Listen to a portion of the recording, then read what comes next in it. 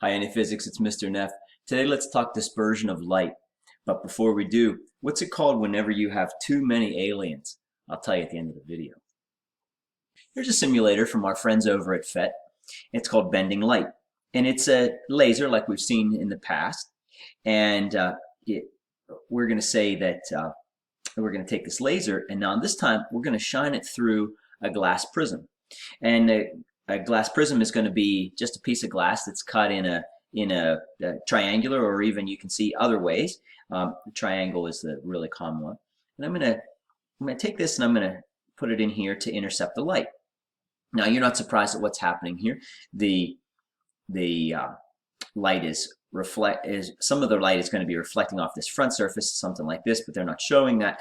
And then the rest of the light is going to transmit in. Instead of going along a straight line path, which would be just horizontal across the screen, you can see that it's going down like this because of the difference of index of refraction. Same thing's happening over there. Now I'm actually going to take this because I know I get a little nicer result. I'm going to aim that up just a touch right there, and I'm going to get a little bit more of the refraction. Now take a look at this. I'm going to take another one of these. And this is just going to be for a marker. So I'm going to put it over here, and I'm just going to mark right where that path is.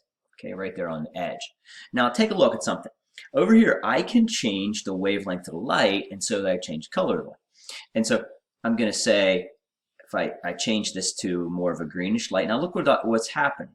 You can see, because it's a green light now, that you're getting more refraction than you had before. You see that? And you can see that as I change the color, as I move it farther and farther, look how it's going farther and farther away from that point. So originally, I had that nice red light.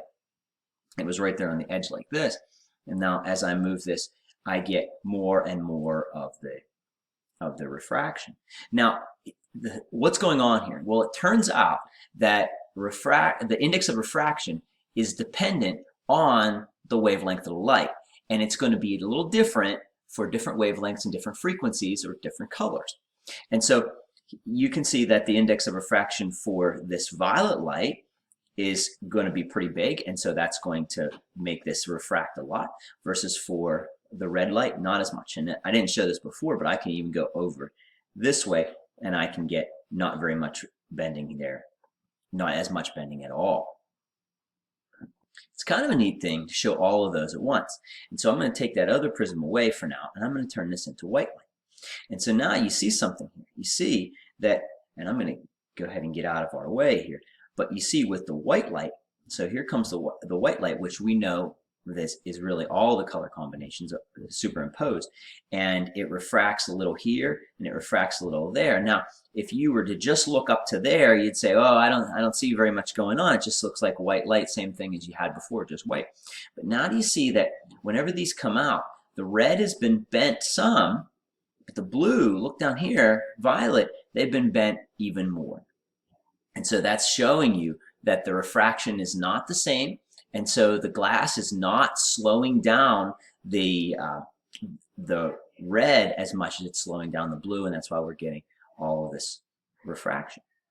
So as you can see from this graph, the index of refraction is going to be different depending on the wavelength. Over here, where blue light would be, violet light even farther, the index is a little higher.